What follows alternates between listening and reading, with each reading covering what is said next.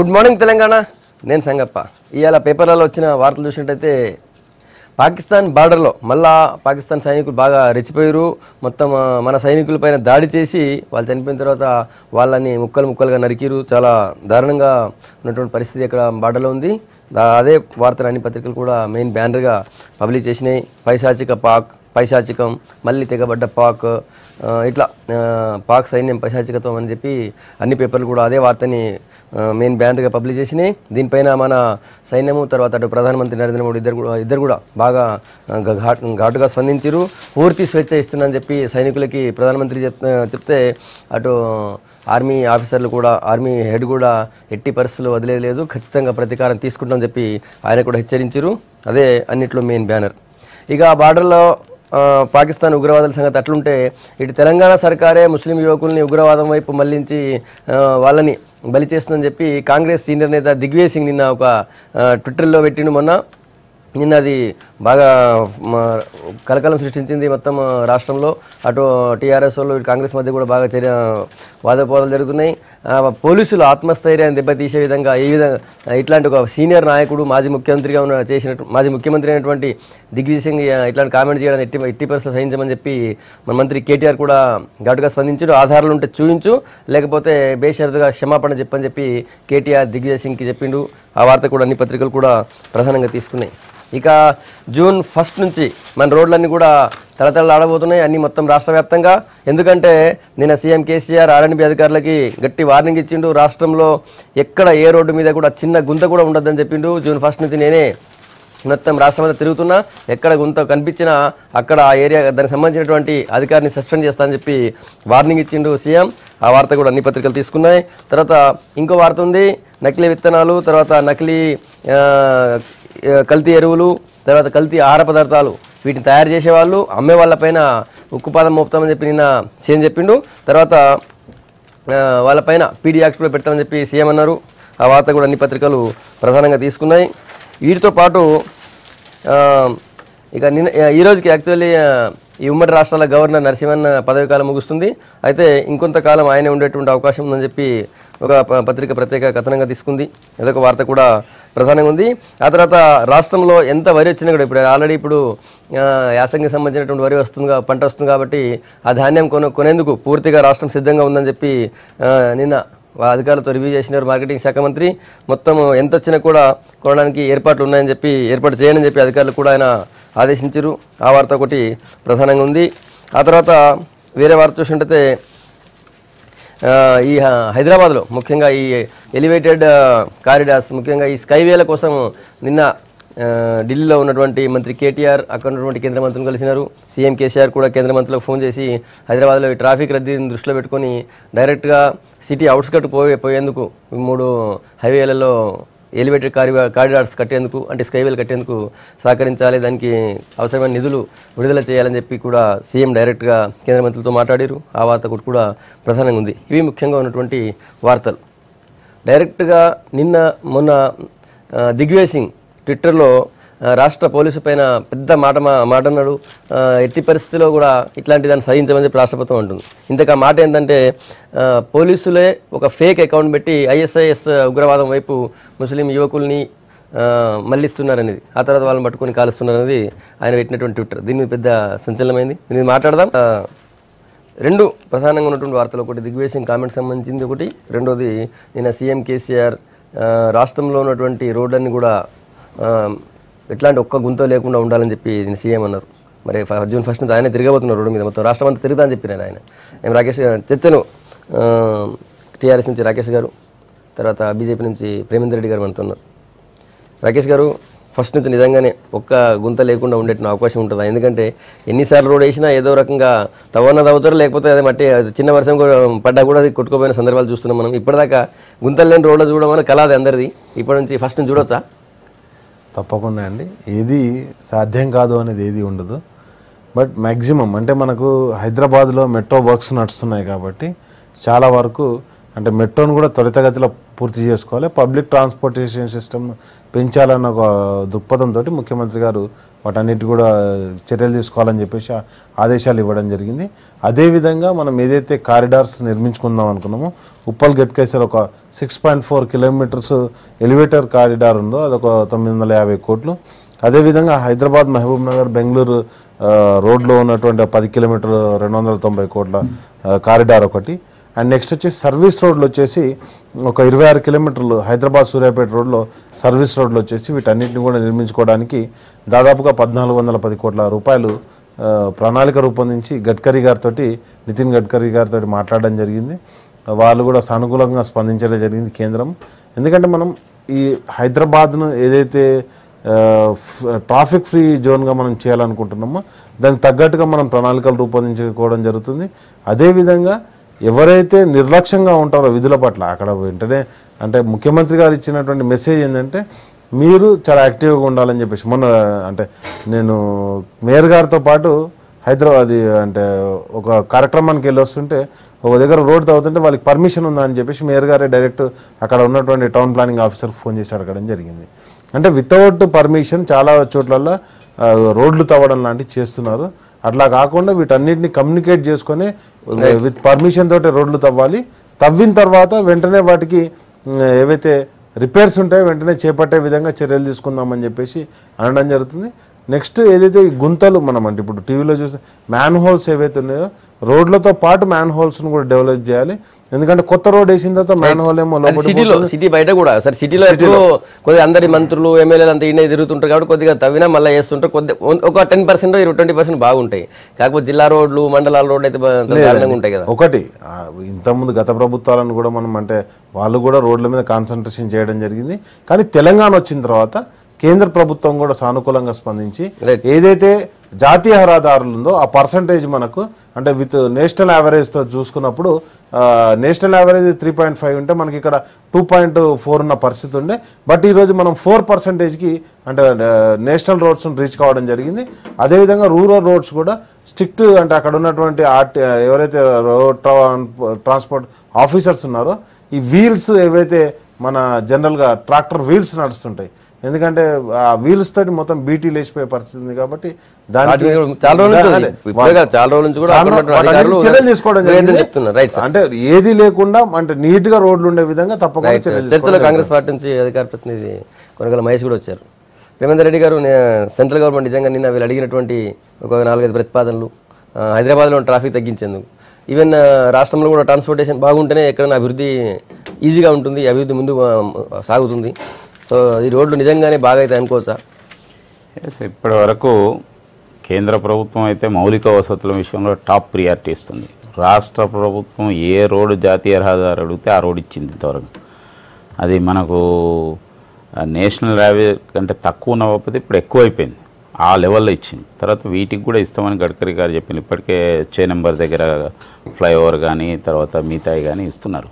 అయితే ఇవి ఓకే జాతీయ ఇప్పుడు రాయగిరి టు వరంగల్ యొక్క కారిడార్ కూడా 1925 కోట్లు కేంద్ర క్యాబినెట్ శాంక్షన్ చేసింది. పీపీపీ కింద ఎవరు రాకపోతే క్యాబినెట్ శాంక్షన్ చేసింది. ఆ విధంగా మిగతా విస్తృతంగా జాతీయ రహదారుల విషయంలో కానీ దేశంలో మౌలిక వసతులు పెరగాలనే దాని విషయంలో నరేంద్ర మోడీ గారి ప్రభుత్వం చాలా ఇంట్రెస్టెడ్గా ఉంది. తర్వాత వేగంగా నితిన్ గడ్కరీ గారు వేగంగా పనులు చేయడం, వేగంగా దీన్ని చాలా చోట్ల రాష్ట్ర ప్రభుత్వం ఇంకా ఈ యొక్క భూసేకరణ పూర్తి చేయలేదు, చేస్తే ఇంకా మిగతాయి కూడా పూర్తి అవుతాయి. అదేవిధంగా ఇవాళ అయితే మిగతా కింది స్థాయిలో ఏంటంటే R&B రోడ్లు కానీ మిగతా రోడ్లలో కానీ గుంతలు గిన బాగా ఏర్పడుతున్నాయి. అయితే దీనికి అవినీతి కూడా ఒక కారణం, మనం చాలా చోట్ల చూస్తున్నాం. ఇట్లా రోడ్ వేయంగానే అది మళ్ళీ ఒక 1-2 నెలల్లో వెళ్ళిపోతున్నది. అంటే ఒకటో కొద్దిగా ట్రాఫిక్ ఎక్కువ కావచ్చు, కానీ ట్రాఫిక్ ఎక్కువ ఉన్నా కూడా ఒకసారి రోడ్ వేస్తే ఎన్ని రోజులు ఉండాలి ఏమిటి దానికి నాణ్యత ఇవన్నీ ఉన్నాయి, కానీ అన్ని రోజులు ఉండడం లేదు. ఇందులో కరప్షన్ చాలా ఉన్నది. లోకల్ ఎమ్మెల్యేలు పర్సంటేజ్ తీసుకొని కాంట్రాక్టుల దగ్గర ఇటువంటి వ్యవహారం ఉంది. అయితే ముఖ్యమంత్రి గారు బహుశా వారికి అవన్నీ తెలిసే అది మాట్లాడారు కావచ్చు అని నేను అనుకుంటున్నాను. ఎందుకంటే మొన్న ఒక రోడ్డు మీద వరంగల్ జిల్లాలో ఆయన ఇప్పుడు జనగాం జిల్లా దాంట్లో ఆయన ప్రయాణం చేసినప్పుడు ఆయనకు స్పష్టంగా కనిపించింది. అయితే అందరికీ తెలిస్తే ఇవేమి మనకు తెలియని కాదు. ఒకటి ఏంటంటే కోఆర్డినేషన్ అవసరం మిగతా డిపార్ట్మెంట్స్, అదేమో సిటీస్ మిగతా వాటిలలో. కానీ రూరల్ ఏరియాలో ఈ కరప్షన్ అనే దాని విషయంలో తర్వాత నాణ్యత ఇప్పుడు విజిలెన్స్ కానీ మిగతా యొక్క సంస్థలు కానీ వాటి పని అవి చేయాలి. అవి అనుకున్నంతగా చేస్తున్నట్టు కనిపిస్తలేదు. ఎందుకంటే ఎంతో కష్టపడి ఎన్నో రోజుల తర్వాత ఒక రోడ్డు రూరల్ ఏరియాలో శాంక్షన్ అవుతుంది. అది అయిన తర్వాత అది వేస్తే అది ఒక 1 year 2 years మినిమం సరిగా ఉండాలి. కానీ అది 2 నెలలకు 3 నెలలకు 6 నెలల్లో పోతే మళ్ళీ అందుకోసమే గుంతలనే ఇవ్వాలి. కాబట్టి దీని విషయంలో ప్రభుత్వం తీసుకోవాలి. ఏదైతే ముఖ్యమంత్రి గారు చెప్పిన దాని విషయంలో మళ్ళీ ఫాలో అప్ ఉండాలి. ఏం జరుగుతుంది అనేది కనుక మనం పూర్తిగా కనుక చేస్తే సెట్ అయిపోతుంది. తప్పు చేసిన వాళ్ళ మీద యాక్షన్ తీసుకోవాలి. అంటే జనరల్గా అన్న చెప్పిన దానికి నేను ఒకటి యాడ్ చేస్తున్నాను ఏంటంటే ఆ క్యాంబర్ ఏదైతే మెయింటైన్ చేస్తారో రోడ్ క్యాంబర్ అనేది వాటర్ లాగింగ్ కాకుండా ఉండాల్సిన సిస్టమ్ను పర్ఫెక్ట్గా డిజైన్ చేసుకుంటే అసలు వాటర్ లాగింగ్ కాదు, గుంతలు ఏర్పడవు. కాబట్టి ఆ దిశగా కూడా టెక్నికల్గా వాళ్ళు ఆలోచించినప్పుడు తప్పకుండా సాధ్యమవుతుంది. టెక్నికల్ పీపుల్ యాక్టివ్గా వర్క్ చేయాలని చెప్తున్నాను. మహేష్ గారు మీ అభిప్రాయం ఏంటి? వాళ్ళు అంటే గతంలో కూడా చాలా ప్రయత్నాలు జరిగినాయి. ఈ కారిడార్ల విస్తరణ కానీ లేదంటే రోడ్ల విస్తరణ కార్యక్రమాలు కానీ. సరే, దాని కొనసాగింపుగా రాష్ట్ర ప్రభుత్వం ఒక ప్రయత్నం చేస్తూ ఉంది. గతంలోనే హైదరాబాద్ వరంగల్ను ఒక పారిశ్రామిక కారిడార్గా విస్తరించాలన్న ఉద్దేశంతోనే కాంగ్రెస్ ప్రభుత్వం ఇన్ఫోసిస్ కానీ ఆ సింగపూర్ ఈ కాలనీ వరంగల్ గట్కేసర్ దాటిన తర్వాత మనకు లెఫ్ట్ సైడ్లో వచ్చే ఇన్ఫోసిస్ క్యాంపస్ కానీ ఇవన్నీ ఎస్టాబ్లిష్ చేసే ఉద్దేశం అది. మళ్ళీ జనగాం దగ్గర ఒక పాయింట్. సో అట్లా ఈ కారిడార్ను డెవలప్ చేయాలి, తద్వారా తెలంగాణ డెవలప్మెంట్కు ఇతోధికంగా తోడ్పడాలని గతంలో ఉన్నటువంటి కాంగ్రెస్ ప్రభుత్వం కూడా ఆ ప్రయత్నం చేసింది. సరే, దాని కంటిన్యూటీ కింద ఈ రహదారుల అంశాన్ని టేకప్ చేసినారు, సంతోషం, వెల్కమ్ ఇట్. రెండోది ఐటీఐఆర్ కూడా సహకరించాలంటే నేను అనుకుంటా బహుశా 2014 ఎన్నికల తర్వాత ఒక 6 నెలలు ఊదరగొట్టిండ్రు కేటీఆర్ గారు. ఐటీఐఆర్ అసలు మరో హైదరాబాద్ను సృష్టించే సామర్థ్యం నిజంగానే కాంగ్రెస్ పార్టీ ప్రభుత్వం పోతూ తెలంగాణతో పాటుగా హైదరాబాద్తో కూడిన తెలంగాణ ఇవ్వడంతో పాటుగా బోనస్గా ఐటీఐఆర్ను కూడా పైలట్ ప్రాజెక్ట్ కింద తెలంగాణకి ఇచ్చిపోయినటువంటి పరిస్థితి. 3 ఏళ్ళు గడిచిపోయినా ఇప్పటివరకు దాని మీద చడీ సప్పులు లేకుండా దాన్ని అటకెక్కించి ఇవాళ కొత్తగా మళ్ళీ ఐటీఐఆర్ అనే జపం అందుకున్నారు. మళ్ళీ ఇది కూడా కనీసం ఇదన్నా చిత్తశుద్ధితో ఈసారైనా పనిచేస్తారా లేక ఇదే అక్కడి వరకే ఆపుతారనేది ఒకటి. ఇక రోడ్ల విషయానికి వస్తే మాత్రం అగమ్య గోచరంగా ఉన్నటువంటి పరిస్థితి. అంటే రోడ్లు ఎక్కడికక్కడ తవ్వకాల ద్వారా రిపేర్ల పేరుతోని కోఆర్డినేషన్ లేకుండా జిహెచ్ఎంసీలో ఉన్న విభాగాలు వాటర్ వర్క్స్ బోర్డుకి జిహెచ్ఎంసీకి రోడ్డు భవనాలకు రాష్ట్ర శాఖకు కోఆర్డినేషన్ లేని మూలాన అనేక దగ్గరలో రోడ్ వేసిపోతే ఇంకోటి దవుడు, ఇంకోటి రోడ్ వేసిపోతే ఇంకోటి దవుడు, ఆ రకమైనటువంటి వ్యవస్థ నడుస్తూ ఉంది. ఇప్పటికి కూడా జిహెచ్ఎంసీలో సమన్వయ లోపం లేకుండా రోడ్లు ఎక్కడికక్కడ తవ్వడం వల్ల సామాన్య ప్రజలు హైదరాబాదు ట్రాఫిక్ కష్టాలు పడుతున్నటువంటి పరిస్థితి. రెండోది, హైదరాబాదు ట్రాఫిక్ కష్టాలు తీర్చడానికి గుంతలు పూడ్చడమో వైట్ టాప్ రోడ్లు వేయడమో సొల్యూషన్ కాదు. హైదరాబాద్లో ఉన్నటువంటి ట్రాఫిక్ కష్టాలు తీర్చడం కోసమే మెట్రో రైలు ఉద్దేశించబడింది. ఇది 2015 మార్చిలో వచ్చే ఉగాది రోజున ప్రారంభం కావాల్సిన ప్రాజెక్టు. కానీ ఇది 2019 ఎన్నికలు వచ్చే వరకు కూడా ఇది ప్రారంభం అయ్యేటట్లేదు. దానికి వాళ్ళు అలైన్మెంట్ మారుస్తానన్న రీజన్ ఒకటైతే, నత్తనడకన పనులు నడుస్తున్న తీరు ఇంకోటి. వాళ్ళు మెట్రో ట్రాఫిక్ సమస్యకు దృష్టి పెడుతున్నారు. నేను అక్కడికే వస్తున్నాను. నేనేమంటున్నాను, హైదరాబాద్ లో ట్రాఫిక్ పరిష్కారం కోసం మెట్రో రైలు ప్రతిపాదిస్తే ఆ మెట్రో రైలు అట్లుంచి ఈ కన్స్ట్రక్షన్ ఇంకా డిలే అవుతున్న కొద్దీ, ఆలస్యం అవుతున్న కొద్దీ ఆ మెట్రో రైలుకి సంబంధించినటువంటి మొత్తం బారికేడ్స్ పెట్టి ట్రాఫిక్ ను ఇంకా ఇబ్బందులకు గురి చేసేటువంటి పరిస్థితి ఉంది. వీలైనంత త్వరగా ఎన్నికలు వచ్చినప్పుడే ఓపెనింగ్ చేస్తామనే ఆలోచన కాకుండా ప్రభుత్వం ప్రజలకు మేలు చేయాలా, ట్రాఫిక్ కష్టాలకు హైదరాబాద్ ప్రజల్ని దూరం చేయాలన్న చిత్తశుద్ధితో పనిచేసి ముందుకు పోవాల్సిన అవసరం ఒకటి. రెండోది, ఫైబర్ గ్రిడ్ అనే దానికి నేను అనుకుంటాను మన దగ్గర అంత ఇన్ఫ్రాస్ట్రక్చర్ ఉందా, దానికి కేంద్రం సహకరిస్తుందా? ఇప్పటికీ నేను ఏమంటున్నా, కేంద్రాన్ని అడగంగానే ఒక్క నిమిషం సార్, ఇప్పటిదాకా జరిగిన డిబేట్ ఏంటంటే మేము తెలంగాణను ఉద్ధరించడానికి కేంద్రాన్ని ఇంత అడిగినాము, మేము ఇతోధికంగా కేంద్ర ప్రభుత్వం గత ప్రభుత్వాల కంటే ఎక్కువ సహకరిస్తామని వారు ఇద్దరు ఆర్గ్యుమెంట్ నేనేమంటున్నా, రోడ్లు దేశం మొత్తం ఇస్తారు, తెలంగాణకి ఇచ్చేది ఏముంది? కానీ ఇంకా తెలంగాణకి ఇచ్చిందే తక్కువ. ఆ లెక్కను చూస్తే బుల్లెట్ ట్రైన్లు గుజరాత్ తీసుకుపోయిన దాంతో పోలిస్తే వరంగల్ రైల్వే కోచ్ ఫ్యాక్టరీ కూడా ఇవ్వలేదు. మరి దాని గురించి ఏం మాట్లాడదాం? నేనేమంటున్నా, కేంద్రము చాలా నిర్లక్ష్యపూరితంగా వ్యవహరిస్తుంది. రాష్ట్ర ప్రభుత్వం ఇచ్చిన నివేదికలు లాగానే ఉండిపోతున్నాయి. మీరు అన్నారు మిర్చికి మద్దతు ధర కోసం 10 రోజుల ముందు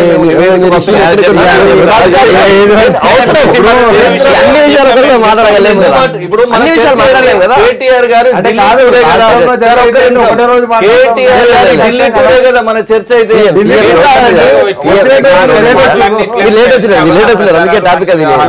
ఇప్పుడు ఒకటి సింగపూర్ సిటీ ఏదైతే నిర్మించడం ప్రారంభమైంది చంద్రబాబు నాయుడు కాలంలో ఆ రోడ్డు, ఇవాళ వరంగల్ నుంచి హైదరాబాద్కి వస్తుంటే ఉప్పలు బోడుప్పల్ దగ్గర నుంచి ఉప్పలు చేరుకోవడానికి అర్ధగంట పడుతుంది. మొత్తం వరంగల్ది 2 hours.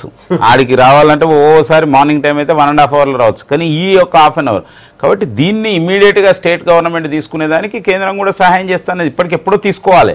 ఇలాంటి విషయాలలో ఇవాళ తర్వాత కేంద్రం ఏదో తక్కువ చేస్తుంది. అరే కేంద్రం చాలా ఫాస్ట్ ఉన్నది భయ్, కాంగ్రెస్ పార్టీ ఎక్కడున్నది? మీ మీ మీ మీ జమానాల రోజుకు 7 kilometers పడిపోయింది ఏది నేషనల్ హైవేస్, ఇవాళ 30 kilometers. నితిన్ గడ్కరీ టార్గెట్ ఇంకా దానికంటే ఎక్కువ ఉన్నది డైలీ. ఒక్క ఇదే కాదు, చాలా వేగమైన యొక్క నిర్ణయాలతో నడుస్తున్నది ఇవాళ. Okay okay sir. ఒకటండి, ఇప్పుడు ఎక్కడికక్కడ ట్రాఫిక్ కంట్రోల్ చేయడానికి మీకు ఫర్ సపోజ్ కామినేని హాస్పిటల్ దగ్గర అండర్ టన్నల్ తీసుకోవడం కావచ్చు, ఎక్కడికక్కడ ట్రాఫిక్ను క్రమబద్ధీకరించడానికి ఫ్లైఓవర్స్ అయితే flyovers, elevated corridors elevated corridors, లేకపోతే అంటే అండర్ బ్రిడ్జెస్ ఏవైతే ఉంటాయో వాటన్నిటి కన్స్ట్రక్షన్ జరుగుతుంది ఆల్రెడీ. మీరు చూస్తే మీ కెమెరామెన్ కూడా పంపించవచ్చు, మీకు హైదరాబాద్లో మొత్తం ఉంది.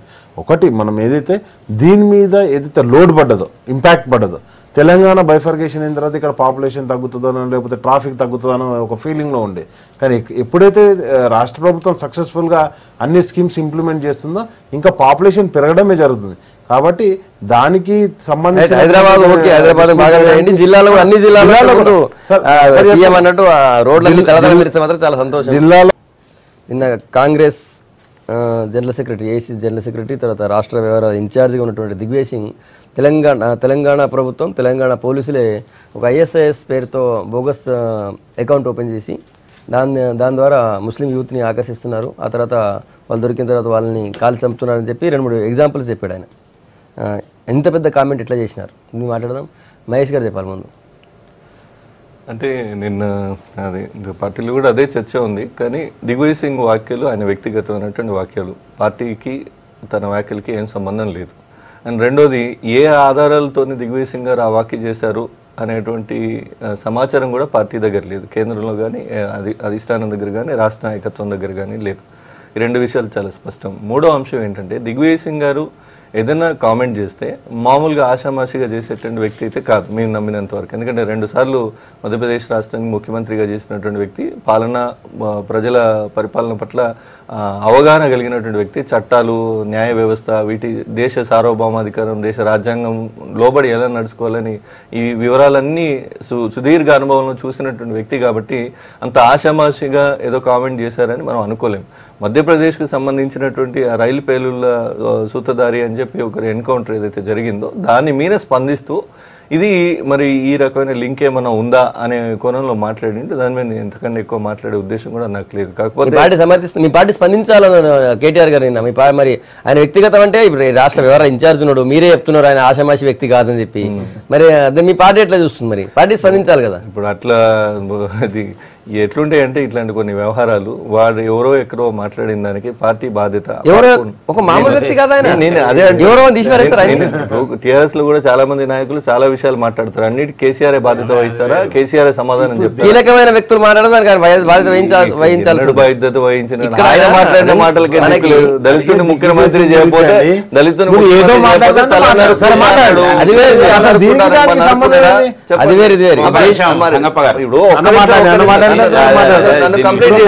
దిగ్విజయ్ సింగ్ గారి వ్యాఖ్యల్ని ఇంకా దాన్ని పుంకాలుగా వాడి ఇక్కడ కాంగ్రెస్ ప్రత్యామ్నాయ శక్తిగా ఎదుగుతుంది కాబట్టి దాన్ని కౌంటర్ చేయడానికి ఇక్కడ ఉన్న పోలీస్ వ్యవస్థ పట్ల కాంగ్రెస్ నాయకత్వానికి ఏమాత్రం కూడా ఇది లేదు. చాలా హుషారుగా పనిచేసేటువంటి వ్యవస్థ, దేశానికి ఆదర్శంగా ఉన్నటువంటి పోలీస్ వ్యవస్థ, కాంగ్రెస్ హయాంలో తయారు చేసిన వ్యవస్థ ఈ పోలీస్ వ్యవస్థ. కాబట్టి నలుగురికి అవమానించడం కాదు, అవమానించడం వారి దగ్గర ఏ సమాచారం ఉందో బయట పెట్టనివ్వండి. ఇప్పుడు కొన్ని ఆపరేషన్స్ ఉంటాయి, నక్సలైట్స్ కోసం కొన్ని ఇన్ఫార్మర్లు వాడతారు, నక్సలైట్స్ కోసం కొంత మందిని స్పైల్ గా వాడతారు. అటువంటి అవకాశాలు ఆయన నోటీస్ ఏముందో ఆయన చెప్పనివ్వండి. పోలీస్ వ్యవస్థను అవమానించినట్టుగా కాంగ్రెస్ పార్టీని రాజకీయంగా ఎదుర్కోలేక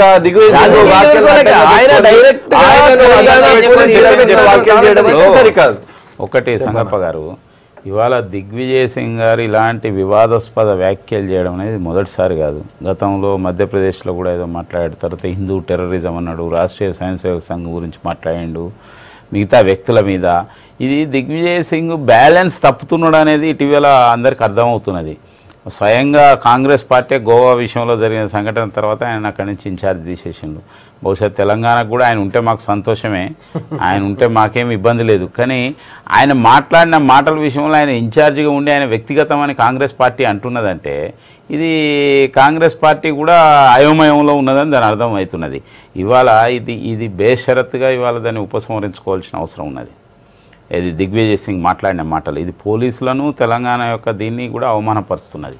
ఈరోజు ఒక అంటే ఇంకొక వ్యూహం ఉండొచ్చు.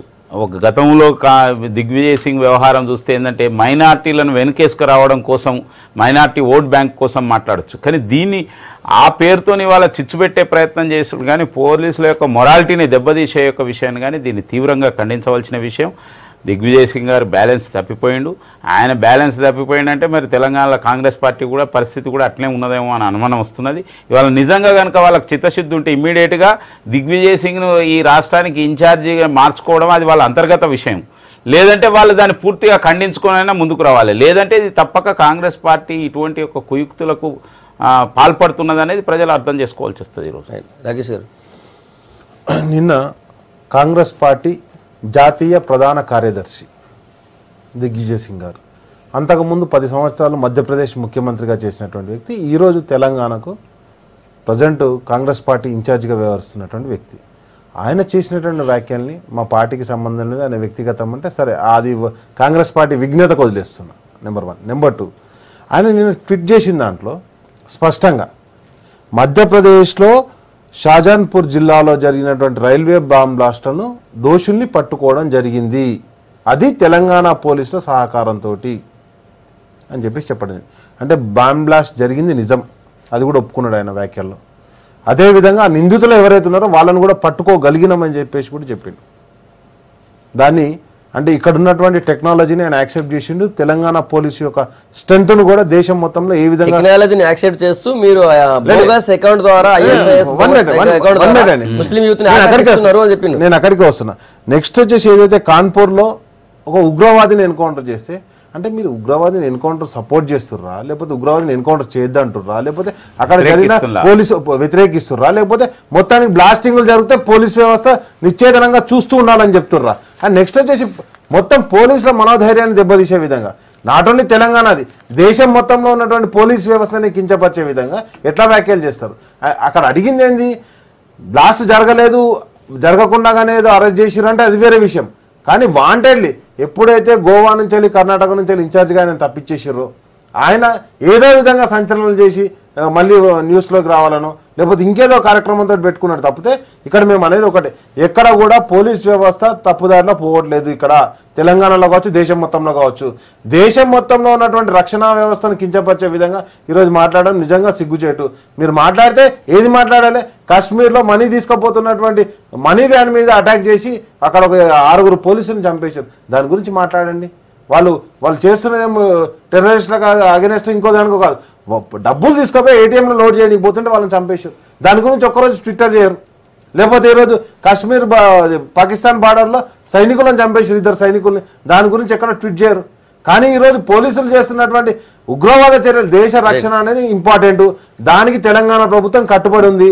కాబట్టి మేము ఒకటే అంటున్నాం, ఎక్కడ ఏ ఇన్సిడెంట్ జరిగినా కానీ ఎక్కడి నుంచో ఒక దగ్గర ఈరోజు తెలంగాణ అంటే ఇక్కడ ఉన్నటువంటి లింక్స్ ఎక్కడి నుంచి ఇక్కడ నుండి ట్రావెల్ చేయడం ఎక్కడ కూడా అట్లాంటి బోగస్ అకౌంట్లు ఆపరేట్ చేయదు.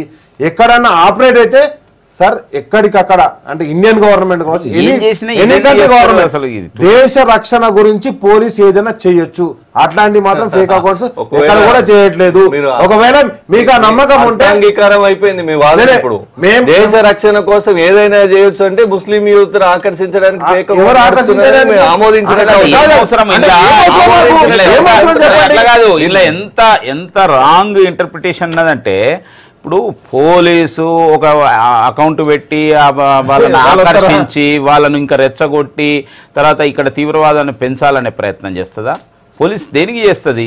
ఏం మాటలు అవి అంటే ఇంకా కూడా కాంగ్రెస్ పార్టీ దేశవ్యాప్తంగా ప్రజల నుంచి చీత్కరించినా కూడా ఇంకా కూడా మారడం లేదు. ఆ ఓట్ బ్యాంక్ రాజకీయాల మాటలు మాట్లాడుతున్నారు. ఉత్తరప్రదేశ్లో చూసిన ఎంత మార్పు వస్తున్నది. కులాలకు మతాలకు అతీతంగా ప్రాంతాలకు అతీతంగా ప్రజలు తీర్పిస్తున్నారు.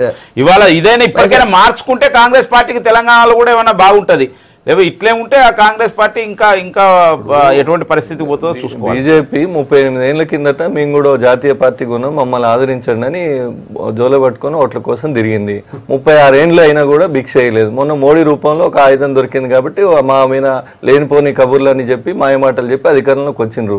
36 ఏళ్ళు పట్టింది ప్రజలు మీ దేశాన్ని నుంచి మిమ్మల్ని చీత్కరించుకొని చివాట్లు పెట్టి ఊంచి పక్కకు జరిగి కూర్చోబెట్టింది. దానికి మీరు కాంగ్రెస్ మాట్లాడే పార్టీకి ఉన్నదా చెప్పండి. పోనీ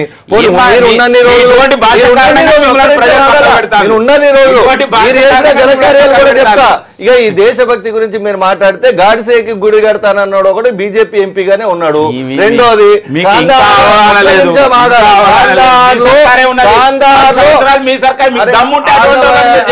నిన్నగాక మొన్న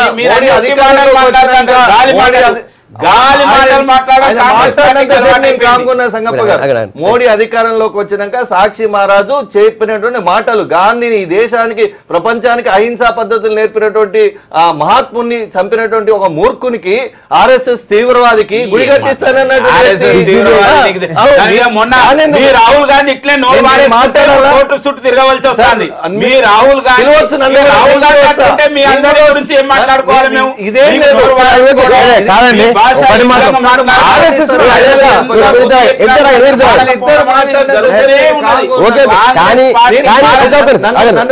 దిగ్విజయ్ సింగ్ చేసినటువంటి దిగ్విజయ్ సింగ్ పెట్టిన ట్విట్టర్ లో పెట్టిన కామెంట్స్ నిజంగా పోలీసుల ఆత్మస్థైర్యం దెబ్బతీసే విధంగా ఉన్నాయా లేదా ఒకటి. రెండోది ఒక రాష్ట్ర పోలీసు వ్యవస్థని కించపరిచే విధంగా ఆ కామెంట్స్ ఉన్నాయా లేవా? అంత పెద్ద కామెంట్ ఎందుకు చేయాల్సి వచ్చింది? మీ పార్టీ ఇక్కడ ఇన్ఛార్జ్ అని ఇప్పుడు మీకు ఇక్కడ దశాదిశ చూపించేటువంటి వ్యక్తి. ఇప్పుడు మధ్యప్రదేశ్ లో జరిగిన ఎన్కౌంటర్ తాలూకు వివరాల్లో తన దగ్గర బ్లాస్టింగ్ గురించి మాట్లాడారండి. బ్లాస్టింగ్ బ్లాస్టింగ్ లో కొంతమందిని ఇది చేసినారు, కొంతమందిని ఎన్కౌంటర్ చేసినారు. దాంట్లో వాళ్ళ కుటుంబ సభ్యులు ఇంకెవరో వచ్చి కలిసినారు. వారి దగ్గర కొంత సమాచారం లేకుండా ఒక ముఖ్యమంత్రిగా 2 సార్లు అంత పెద్ద రాష్ట్రానికి ఆగదా ఒక వాక్యం దాని వివరణ దిగ్విజయ్ సింగ్ గారిని అడిగితే భావ్యంగా ఉంటది. నేషనల్ మీడియా ఉంది, దిగ్విజయ్ సింగ్ గారి ఒపీనియన్ తీసుకుంటారు. ఎక్కడ కనబడ్డా కూడా వాళ్ళేమో అడగకుండా ఉండరు, తను కూడా వివరణ ఇవ్వకుండా ఉండరు. ఈ లోపల భూతద్దం వేసి ఇక్కడ అడ్రస్ బదనాం చేయడానికి టీఆర్ఎస్ దీన్ని వాడుకోవడం వాళ్ళ రాజకీయ దిగజారుడుతనానికి నిదర్శనము.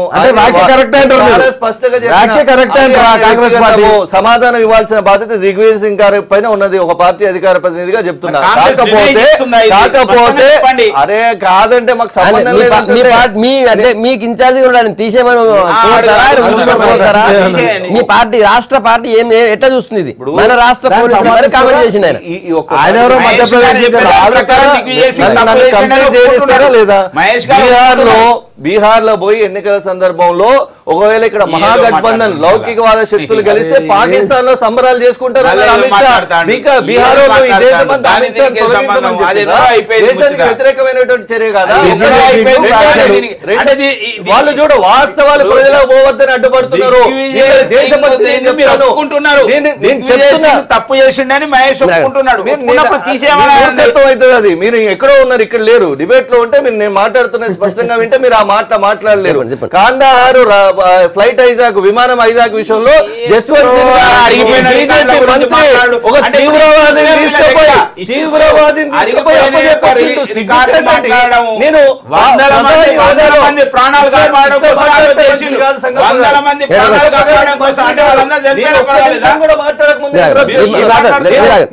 దేశ సార్వభౌమాధికారాన్ని తాకట్టు పెట్టింది ఈ దేశంలో బీజేపీయే. నాడు తీవ్రవాదులను విదేశీ వ్యవహారాల శాఖ కేంద్ర మంత్రి తీసుకుపోయి తీవ్రవాదులకు అప్పచెప్పిండు ఐజాక్ విషయంలో. ఏమి లేదా, మిలిటరీ లేదా, మన దగ్గర ఫోర్స్ లేదా, ఏం ఆపరేషన్ చేయలేమా? అంటే తీవ్రవాదులు ఎవరైనా 4 వచ్చి ఇంకో తీవ్రవాదము బాంబ్ బ్లాస్టులు నానా వేల మంది చనిపోవడానికి మీ విధానాలు కారణం. మీరు వ్యక్తులన్నీ అనలేదు. మీ విధానాలు, మీ పాలసీ, మీ ఓట్ బ్యాంక్ రాజకీయాలు కారణం. అటువంటి వాళ్ళు మీరు ఇవాళ రాజకీయం నడపలేరు. మీ విధానం అది. ఏమంటున్నా పాకిస్తాన్ సైన్యాన్ని కూడా మోడీ దెబ్బతీసిండు. తెల్లారే పాకిస్తాన్ లో ప్రోటోకాల్ ఉల్లంఘించి ఇరాన్ పోయొస్తూ మధ్యలో పాకిస్తాన్ లో దిగి ఆ ప్రధాని మనోహరాల్ పెళ్లికి అటెండ్ అయ్యి సైనికుల మనోధైర్యాన్ని దెబ్బతీసింది ప్రధాని మోడీ. తెల్లారే పఠాన్కోట్ మీద ఎయిర్ బేస్ మీద అటాక్ జరిగింది. మీరే దేశాన్ని సార్వభౌమాధికారాన్ని ఇతర దేశాలు దాడి చేసి తలాలు నరికినారు పాకిస్తాన్ వాళ్ళు. ఎప్పుడు నిన్న అదే నేను అదే అంటున్నాను కదా. ఇవన్నీ ఎవరి హయాంలో జరుగుతుంది? ఈయన ఒక సర్జికల్ స్ట్రైక్ అట, అది జరిగింది తెలియదు, జరగంది తెలియదు. కానీ దాని తర్వాత వందల మంది సైనికులు చనిపోయారు. దాని మీద మాట్లాడతలేరు, దాని మీద ప్రతీకారం లేదు. కాంగ్రెస్ పార్టీ ఎంత నిరాశ నిస్పృహలలో ఉంది అంటే దిగ్విజయ్ సింగ్ మాటలే కాదు, ఇప్పుడు ఇక్కడ చాలా ఓపికగా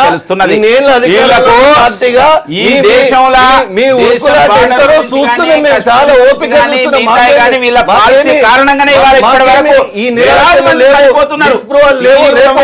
హింస చెలరేగడానికి కారణం కాంగ్రెస్ పార్టీ గత ప్రభుత్వ విధాన నిర్ణయాలు కారణం. నరేంద్ర మోడీ గారు దాన్ని దయ్యాలు వేదాలు వల్లించినట్టుంటాయి. ఈ దేశంలో మతతత్వాన్ని ముస్లింల మీద దాడులకు పురుగొల్పే సంస్కృతి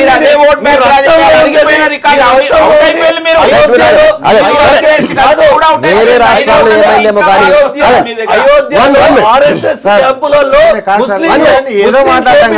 యువకులను కాల్చమని సంకేతాలు ఇచ్చింది వీళ్ళు. అయోధ్య చూపిస్తే విజువల్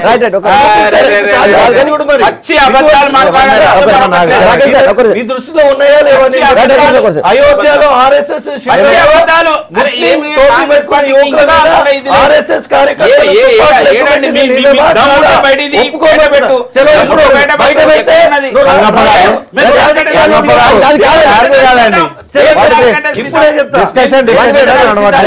అది కాదు కానీ రాకేష్ గారు అదే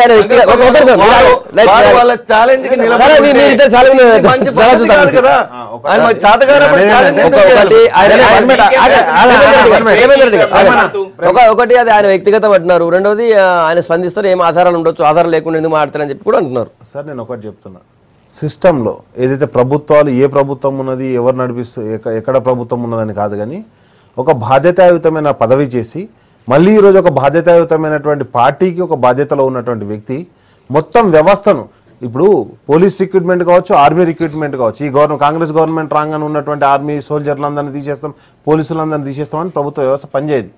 ఎవరు కానీ గత 10 సంవత్సరాలు, గత లాస్ట్ ఇయర్స్ కావచ్చు, లేకపోతే అంతకుముందు 50 ఏళ్ళు కావచ్చు, ఎవరు రిక్రూట్ చేసినా కానీ వాళ్ళు పనిచేస్తున్నటువంటి వాళ్ళ ప్రాణాలను లెక్క చేయకుండా మనం నల్గొండ ఇన్సిడెంట్ చూడడం జరిగింది. ఎంతమంది పోలీసులు, ఒక ఎస్ఐ, 4 కానిస్టేబుల్ చనిపోవడం జరిగింది హోంగార్డ్తో సహా. అట్లాంటి సైదే లాంటి ఎస్ఐలు ప్రాణత్యాగాలు చేసి ఏదైతే టెర్రరిజాన్ని అడ్డుకోవడానికి వాళ్ళు ప్రయత్నం చేస్తుంటే ఆ రోజు మాట్లాడిన దిగ్విజయ్ సింగ్ మా ఇక్కడ నల్గొండ జిల్లాలో సైదే ఒక ఎస్ఐ చనిపోతే 3 కానిస్టేబుల్ చనిపోతే ఎందుకు ట్వీట్ చేయలేదండి? మరి ఆ రోజు ట్వీట్ చేయాలి కదా. నేను అనేది ఏంటంటే ఎందుకు దాని గురించి మాట్లాడకుండా వాంటెడ్లీ వివాదాస్పదం చేయాలని చెప్పేసి ఏదో ట్వీట్ చేసి, అది కూడా డైరెక్ట్గా ఎస్ పోలీసు వాళ్ళు వాళ్ళని ట్రేస్ అవుట్ చేసిరని కాకుండా తెలంగాణ పోలీస్ చేస్తుంది, పోలీస్ ఏం చేయాలి మరి అంటే దిగ్విజయ్ సింగ్ గారు రాష్ట్ర ముఖ్యమంత్రిగా పనిచేసిన పోలీసులు ఏం చేయకుండా సపోర్ట్గా చనిపోయిన వాళ్ళకి పోస్ట్ మార్టం చెప్పి అన్న వాళ్ళని ట్రేస్ అవుట్ చేయొద్దా, వాళ్ళని పట్టుకోవద్దా? బ్లాస్ట్ జరిగింది నిజం. ముస్లిం యూత్ ని ఎక్కడ కూడా మేము ఆయన మాట్లాడింది ముస్లిం యూత్ ని మీరు ఉగ్రవాదం వైపు మలుస్తున్నారు తెలంగాణ పోలీసు అన్నారు. మీకు ఒకటి చెప్తున్నా, మళ్ళిస్తున్నారు కాదు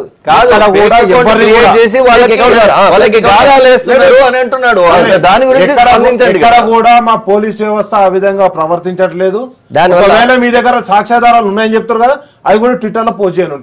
ఎందుకు చేయలే మరి? ఒకటే సాక్ష్యాధారాలు ఉన్నాయని మీరు నమ్ముతారు. కాదండి అంటే వివరణ ఇస్తారు గారు. ఒకటి నేను అనేది ఏంటంటే, ఇప్పుడు మీరు అనేది ఏంటంటే బ్లాస్టులు చేసినా వాళ్ళని పట్టుకోతారా? మీరు చెప్పేది కాంగ్రెస్ పార్టీ పట్టుకున్న కేసుని కోట్ల రూపాయలు కొద్ది బంగారం మాట్లాడుతున్నారు మీరు. మీ పార్టీ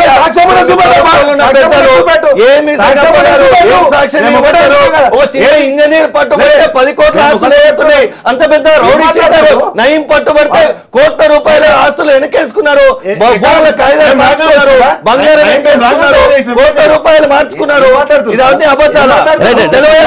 ప్రజలకి ప్రజల్ని పిచ్చోళ్ళు చేస్తున్నారు. ఒక ఇంజనీర్ పట్టుబడితే లక్షల రూపాయలు దొరుకుతున్నాయి. అంత పెద్ద రౌడీ చీటర్ 2 కోట్లు ఎట్లా దొరుకుతాయి చెప్పండి. Wanted case CBI most wanted అని చెప్పేసి పట్టుకోవడానికి గత 10 సంవత్సరాలుగా ప్రయత్నిస్తున్నటువంటి నయీం అనే ఒక నరహంతకుని తెలంగాణ పోలీస్ చాకచక్యంగా 2.5 సంవత్సరాలు మీ పార్టీ నాయకులు అంటగాడిన తర్వాత రాజగోపాల్ అప్పుడు చెప్తే మీరు ఎవరు పట్టించుకోలేదు. అప్లికేషన్లు ఇస్తే ఎవరు పట్టించుకోలేదు. డీజీని కాదు జాదవ్ అని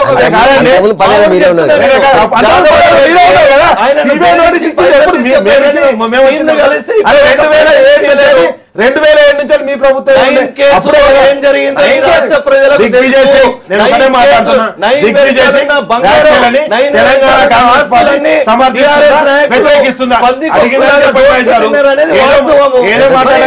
ఒకటే అడుగుతున్నా, దిగ్విజయ్ సింగ్ వ్యాఖ్యల్ని తెలంగాణ పోలీసులు తప్పు పట్టిందని కాంగ్రెస్ పార్టీ తెలంగాణ కాంగ్రెస్ పార్టీ సమర్థిస్తుందా?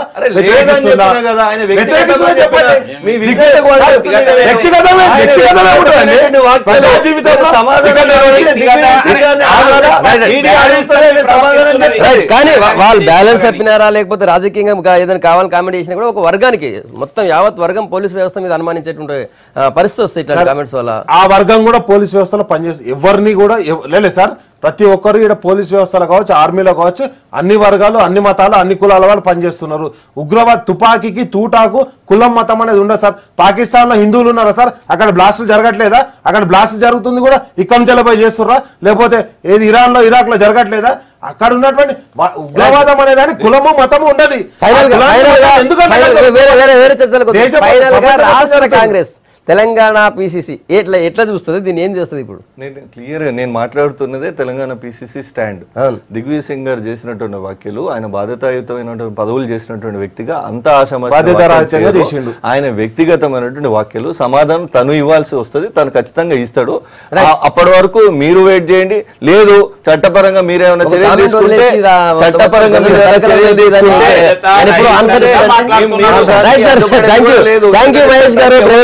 రాకేష్ గారు, గుడ్ మార్నింగ్ తెలంగాణలో మీ అభిప్రాయాలు చెప్పినందుకు. మళ్ళీ రేపు పొద్దుగల కలుద్దాం. Stay tune.